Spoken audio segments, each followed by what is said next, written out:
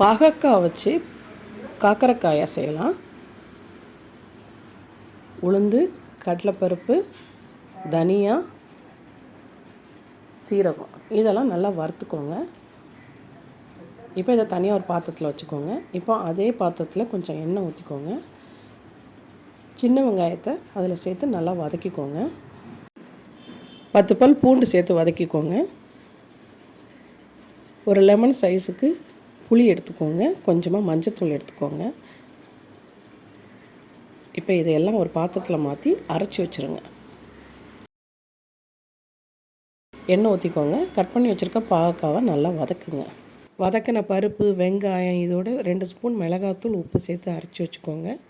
இப்போ அந்த அரைச்ச மசாலாவை வதக்கின பாவக்காவோட சேர்த்துக்கோங்க. கொஞ்சம் உப்பு சேர்த்து நல்லா கிளறி விடுங்க. பாருங்கள், பாவக்காயில் அந்த மசாலாலாம் சேர்ந்து எவ்வளோ அருமையாக இருக்குன்னு. உங்கள் வீட்டில் பாவக்காய் சாப்பிடாதவங்க கூட திருப்பி செய்யுங்கன்னு சொல்லுவாங்க. கருவேப்பிலை சேர்த்துக்கோங்க. சூடு சாத்தில் போட்டு சாப்பிடுங்க, வேறு லெவலில் இருக்குங்க.